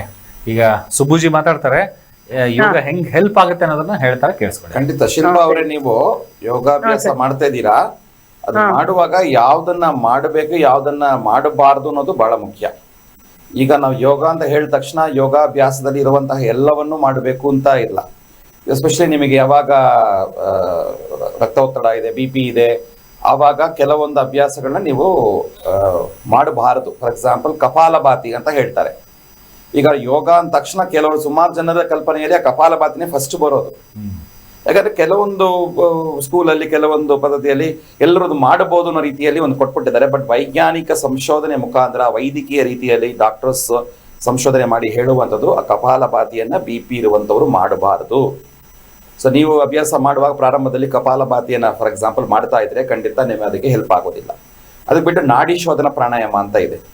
ಈ ತರ ಇರುವಂತಹ ಯಾವುದು ಮಾಡಬೇಕು ಯಾವುದು ಮಾಡಬಾರ್ದು, ನೀವು ಯಾರ ಹತ್ರ ಕಲಿತಾ ಇದ್ದೀರಾ ಆ ಗುರುಗಳ ಹತ್ರ ನಿಮ್ಮ ಸಮಸ್ಯೆ ಏನಿದೆ ಕರೆಕ್ಟಾಗಿ ಹೇಳ್ಕೊಂಡು ಅದನ್ನ ಅವ್ರ ಹತ್ರ ತಿಳ್ಕೊಂಡು ಕರೆಕ್ಟಾಗಿ ಅದನ್ನ ಮಾಡಿ, ಸಾಧ್ಯ ಆದ್ರೆ ನೀವು ಅಲ್ಲಿ ಆದೋನಿಯಲ್ಲಿ ಇರ್ತಾರೆ, ಅಲ್ಲೂ ಕೂಡ ಸುಮಾರು ಜನ ಒಳ್ಳೆ ಶಿಕ್ಷಕರಿದ್ದಾರೆ, ಅವ್ರ ಹತ್ರ ಹೋಗಿ ಅದನ್ನ 1 to 1 ಕಲಿತು ಅದನ್ನ ಅಭ್ಯಾಸ ಮಾಡಿ ದಿನ ತಪ್ಪದೇ ಮಾಡಿ. ಡಾಕ್ಟರ್ ಹೇಳಿದ್ರು ಔಷಧಿಯನ್ನ ಒಂದಿನ ಬಿಟ್ಟು ಒಂದಿನ ತಗೊಳ್ಳಿ ಅಂತ, ಯೋಗಾಭ್ಯಾಸವನ್ನ ಹೇಳಿಲ್ಲ. ವಿಶೇಷವಾಗಿ ಕಠಿಣವಾದಂತಹ ಅಭ್ಯಾಸಗಳು ಬಿಟ್ಟು ಸರಳವಾದಂತಹ ಪ್ರಾಣಾಯಾಮ, ವಿಶೇಷವಾಗಿ ನಾಡಿ ಶುದ್ಧಿ ಪ್ರಾಣಾಯಾಮ ಅಥವಾ ಅನುಲೋಮ ವಿಲೋಮ ಪ್ರಾಣಾಯಾಮ ಅಂತ ಹೇಳ್ತಾರೆ, ಅದನ್ನ ದಿನ ಮಾಡ್ತೀರಿ, ತುಂಬಾ ನಿಮ್ಗೆ ಅನುಕೂಲವಾಗುತ್ತೆ. ಖಂಡಿತ ನೀವು ಚಿಕ್ಕವರು, ಈಗ ಅಷ್ಟೇ ನಿಮಗೆ 41 ವರ್ಷ ಅಷ್ಟೇ ನಿಮ್ಗೆ ಇರೋದು. ಈಗ ರೆಗ್ಯುಲರ್ ಆಗಿ ಶುರು ಮಾಡಿಕೊಂಡ್ರೆ ತುಂಬಾ ಆರೋಗ್ಯಕರವಾಗಿ ನೀವು ಇರ್ತೀರಾ ಶಿಲ್ಪ. ಓಕೆ, ಥ್ಯಾಂಕ್ ಯು ಕರೆ ಮಾಡೋದಕ್ಕೆ. ಹಾಗೆ ಸರ್, ಇನ್ನು ಈ ಒಂದು 4 ದಿನಗಳ ಕಾಲ ನಡೀತಾ ಇರುವಂಥ ಈ ಒಂದು ಕಾರ್ಯಕ್ರಮದಲ್ಲಿ ಹಲವಾರು ಯೋಗದ ಬಗ್ಗೆ ಜಾಗೃತಿ ಕಾರ್ಯಕ್ರಮಗಳೆಲ್ಲ ಇದೆ. ಒಂದು ವಿಶೇಷತೆ ಏನಂದ್ರೆ 13ನೇ ತಾರೀಕು ಯಾರು ಆಯುಷ್ ವಿದ್ಯಾರ್ಥಿಗಳಾಗಿರ್ಬೋದು ಅಥವಾ ಯೋಗಾಸಕ್ತರು ಯಾರಿದ್ದಾರೆ ಅವರಿಗೋಸ್ಕರ ಇಂಟರ್ ಕಾಲೇಜ್ ಲೆವೆಲ್ ಅಥವಾ ನಿಮಗೋಸ್ಕರನೇ ಒಂದು ಯೋಗ ಡ್ಯಾನ್ಸ್ ಅನ್ನೋ ಒಂದು ಕಾಂಪಿಟೇಷನ್ ಕೂಡ ನಾವು ಮಾಡ್ತಾ ಇದ್ದೀವಿ. ಯೋಗಕ್ಕೂ ಡ್ಯಾನ್ಸ್ಗೂ ಯಾವ ರೀತಿ ಸಂಬಂಧ ಇದೆ? ಯಾಕಂದ್ರೆ ಯೋಗ ಡ್ಯಾನ್ಸ್ ಅಂದ್ರೆ ಏನಪ್ಪಾ ಅಂತ ಒಂದು ಪ್ರಶ್ನೆ ಬರುತ್ತೆ, ಹೇಳಿ ಸರ್. ಇನ್ಫ್ಯಾಕ್ಟ್ ನಮ್ಮ ಭಾರತೀಯ ಒಂದು ಪರಂಪರೆ ರೀತಿಯಲ್ಲಿ ನೋಡುವಾಗ ನೃತ್ಯ ಅಂತ ನಾವೇನು ಹೇಳ್ತೀವಿ, ಅದು ಯೋಗ ಎಲ್ಲ ಪಾರಂಪರ್ಯವಾಗಿ ಬಂದಿರುವಂತ ಒಂದು ಆರ್ಷವಿದ್ಯೆ. ಭರತ ಮುನಿಗಳ ನಾಟ್ಯಶಾಸ್ತ್ರ ಇರಬಹುದು, ಪತಂಜಲಿಗಳ ಯೋಗ ದರ್ಶನ ಇರಬಹುದು, ಎಲ್ಲ ಒಂದಕ್ಕೊಂದು ಸಾಮ್ಯ ಇರುವಂತದ್ದೇ. ಅದರ ಬಗ್ಗೆ ಡಾಕ್ಟರ್ ಜಯಶ್ರೀ ರವಿ ಅಂತ ತುಂಬಾ ಸಂಶೋಧನೆ ಮಾಡಿದ್ದಾರೆ. ಎಲ್ಲ ನಮ್ಮ ಈಗ ಆಗಿನ ಕಾಲದ ತುಂಬ ಪದ್ಮಾ ಸುಬ್ರಹ್ಮಣ್ಯಂ ಇರ್ಬೋದು, ಅವರೊಬ್ಬರು ಯೋಗಿ ಅಂತ ಹೇಳ್ಬೋದು. ಅವ್ರುಗಳೆಲ್ಲ ಕೇವಲ ಅದನ್ನ ಒಂದು ಪ್ರದರ್ಶನ ರೀತಿಯಲ್ಲಿ ಮಾಡದೆ ಅದನ್ನೊಂದು ಒಂದು ಮಾನಸಿಕ ರೀತಿಯಲ್ಲಿ ಮಾಡುವಂತ. ಹಾಗಾಗಿ ಯೋಗಕ್ಕೂ ನೃತ್ಯಕ್ಕೂ ತುಂಬಾ ಸಂಬಂಧ ಇದೆ. ಅದನ್ನ ಈಗ ಯೋಗ ಆಸನ ಏನಿದೆ, ಆಸನಗಳನ್ನ ಉಪಯೋಗಿಸಿ ಅದನ್ನ ನೃತ್ಯವನ್ನ ಮಾಡುವಂತ ರಿಥಮಿಕ್ ಯೋಗ ಅಂತ ಹೇಳ್ತಾರೆ. ನಾನು ಕೂಡ ಕೆಲವೊಮ್ಮೆ ಭಜನೆಗಳು ಮಾಡುವಾಗ ಹಾಡನ್ನು ಹೇಳ್ಕೊಳುವಾಗ ಅದಕ್ಕೆ ಅಭಿನಯವಾಗಿ ಆಸನಗಳನ್ನು ಉಪಯೋಗಿಸಿ ಮಕ್ಕಳಿಗೆ ಹೇಳ್ಕೊಡುವಾಗ ಆ ಥರ ಹೇಳ್ಕೊಡ್ತೀವಿ. ಸೊ ಅಲ್ಟಿಮೇಟ್ಲಿ ಏನು, ಮನಃಪ್ರಶಮನ, ಮನಸ್ಸು ನಮಗೆ ಪ್ರಶಾಂತವಾಗಿರಬೇಕು, ಶರೀರ ಆರೋಗ್ಯವಾಗಿರಬೇಕು. ಇದಕ್ಕೆ ಎಲ್ಲ ಉಪಾಯಗಳು ಯಾವುದಿದೆ ಅದನ್ನ ಯೋಗ ಅಂತ ತಗೋಬಹುದು. ಹಾಗಾಗಿ ಯೋಗ ಆಸನ ನೃತ್ಯವನ್ನು ಸೇರಿ ಮಾಡುವಂತಹ ರೀತಿಯಲ್ಲಿ ಅವತ್ತಿಗೆ ಒಂದು ಕಾರ್ಯಕ್ರಮವನ್ನು ಕೂಡ ನಮ್ಮ ಆಯುಷ್ ಟಿವಿನಲ್ಲಿ ಅದನ್ನು ಹಮ್ಮಿಕೊಂಡಿದ್ದಾರೆ. ಎಸ್, ಮಾತಾಡೋಣ ಅದ್ರ ಬಗ್ಗೆ. ಹಾಗೆ ಮೇಡಮ್, ಇನ್ನು ಕಾರ್ಯಕ್ರಮ ಮುಗಿಸುವಂತ ಒಂದು ಸಮಯ, ಗೋಪಾಲ್ಸ್ ಬಗ್ಗೆ ಜೊತೆಗೆ ಅವತ್ತಿಂದ ಆರೋಗ್ಯದ ನಡಿಗೆಗಾಗಿ ಏನಾದರೂ ಒಂದು ಮೆಸೇಜ್ ಏನಾದ್ರು ಕೊಡೋದಕ್ಕೆ ಇಷ್ಟಪಡ್ತಾರೆ? ಖಂಡಿತವಾಗ್ಲೂ ಎಲ್ಲರೂ ಹೆಚ್ಚಿನ ಸಂಖ್ಯೆಯಲ್ಲಿ ಇದರಲ್ಲಿ ಭಾಗವಹಿಸಬೇಕು. ಬರೀ ದೇಶೀಯ ಹಸುಗಳು ಒಂದೇ ಅಂತಲ್ಲ, ನಿಮ್ಮ ಆರೋಗ್ಯದ ಕಡೆ ಕೂಡ ನೀವು ಹೇಗೆ ಇಂಪಾರ್ಟೆನ್ಸ್ ಕೊಡಬೇಕು, ನಿಮ್ಮ ಲೈಫ್ ಸ್ಟೈಲ್ ಆಗಿರ್ಬೋದು ಅಥವಾ ನೀವು ಪ್ರತಿನಿತ್ಯ ಮಾಡ್ಕೊಂಡು ಬಂದಿರೋ ಕೆಲಸಗಳಲ್ಲಿ ಹೇಗೆ ನಿಮ್ಮ ಗಮನ ಕೊಟ್ಟು ಆರೋಗ್ಯನ ಹೇಗೆ ಇಂಪ್ರೂವ್ ಮಾಡ್ಕೋಬೇಕು, ಮತ್ತೆ ನಡಿಗೆ ಮಾಡೋದ್ರ ಮೂಲಕ ನಿಮ್ಮ ಆರೋಗ್ಯ ಖಂಡಿತವಾಗ್ಲೂ ಚೆನ್ನಾಗಾಗುತ್ತೆ ಅನ್ನೋದನ್ನ ತಿಳ್ಕೋಬಹುದು. ಹಾಗಾಗಿ ಹೆಚ್ಚಿನ ಜನ ಬಂದು ಇದರಲ್ಲಿ ಕಾರ್ಯಕ್ರಮದಲ್ಲಿ ಭಾಗವಹಿಸಿ. ನಮ್ಮಲ್ಲಿ ತುಂಬಾ ವರ್ಕ್ಶಾಪ್ಗಳಿರುತ್ತೆ, ಗೋಮಯ ವರ್ಕ್ಶಾಪ್ ಇರುತ್ತೆ, ಅಂದ್ರೆ ಗಣೇಶ ಮಾಡ್ಬೋದಾಗ್ಲಿ, ಕೀಚೈನ್ ಮಾಡೋದಾಗ್ಲಿ, ದೀಪಗಳನ್ನು ಮಾಡೋದಾಗ್ಲಿ, ಹಾಗೆ ನಮ್ಮ ಪ್ರತಿನಿತ್ಯಕ್ಕೆ ಬೇಕಾಗಿರುವಂತಹ ಟೂತ್ ಪೌಡರ್ ಅದನ್ನ ಮಾಡೋದನ್ನ ತಿಳಿಸ್ಕೊಡೋದಾಗ್ಲಿ, ಅಥವಾ ಫಿನೈಲ್ ತಿಳಿಸ್ಕೊಡೋದಾಗ್ಲಿ, ಈ ತರ ಹಲವಾರು ವಿಷಯಗಳನ್ನ ತಿಳ್ಕೊಳ್ಳೋದ್ರಿಂದ ನಾವು ಇನ್ನು ಹೆಚ್ಚಿನ ಜ್ಞಾನ ಪಡಿಬಹುದು. ಮತ್ತೆ ನಾ ಹೇಳಿದಾಗೆ ಹಸುಗಳು ಕೂಡ ಈ ಕಾರ್ಯಕ್ರಮಕ್ಕೆ ಬರೋ ಇಟ್ಕೊಂಡಿದ್ದೀವಿ ನಾವು. ಸೊ ಹಾಗೆ ಹಸುಗಳನ್ನ ಮುಟ್ಟಬಹುದು, ಹಸುಗಳನ್ನ ಪ್ರತಿಯೊಂದು ನಮ್ಮ ಹಸು ಹೇಗಿರುತ್ತೆ ಅನ್ನೋ ಒಂದು ಭಾವನೆ ಬರಬಹುದು. ಅದರ ಹಂಪ್ ಇರಬಹುದು, ಅದರ ಬಾಲ ಅಥವಾ ಅದರ ಕತ್ತಲ್ಲಿ ಇದಾಗ್ತಿರುವಂತಹ ಅದ್ರ ಕತ್ತನ್ನ ಮುಟ್ಟಿ ಅದರ ಅನುಭವನ ಪಡ್ಕೋಬಹುದು. ಈ ಎಲ್ಲಾ ಅನುಭವನ ಎಲ್ಲರೂ ಪಡ್ಕೊಳ್ಳಿ ಅನ್ನೋ ಉದ್ದೇಶ. ಮತ್ತೆ ಹಾಗೆ ಇದೊಂದು ಝೀರೋ ವೇಸ್ಟ್ ಇವೆಂಟ್ ಮಾಡ್ಬೇಕು ಅಂತಿದೀವಿ. ಸೊ ಮುಖ್ಯವಾಗಿ ಜನರಲ್ಲಿ ಏನ್ ಕೇಳ್ಕೊತೀನಿ ಅಂದ್ರೆ ಎಲ್ಲರೂ ಇದಕ್ಕೆ ಸಹಕಾರ ಕೊಡ್ಬೇಕು. ಮತ್ತೆ ನೀವು ಆದಷ್ಟು ಅಲ್ಲಿ ಲಿಟ್ರಿಂಗ್ ಅಂತ ಏನ್ ಹೇಳ್ತಾರೆ ಅದನ್ನ ಮಾಡದೆ ನಿಮ್ದೇ ಆಗಿ ಬಾಟಲ್ಸ್ ಅಥವಾ ಏನೇನ್ ಅವಶ್ಯಕತೆ ಇದೆಯೋ ಅದನ್ನ ನೀವೇ ತಗೊಂಡ್ಬಂದು ತಿರ್ಗಾ ವಾಪಸ್ ನೀವೇ ತಗೊಂಡು ಹೋಗಿ ಆದಷ್ಟು ತ್ಯಾಜ್ಯನ ಕಡಿಮೆ ಮಾಡಬೇಕು. ಸೊ ಸಸ್ಟೈನಬಲ್ ಲಿವಿಂಗ್ ಅನ್ನ ಮುಂದಿನ ಪೀಳಿಗೆಗೂ ಕೂಡ ಹೇಳ್ಕೊಡ್ಬೇಕು ಅನ್ನೋ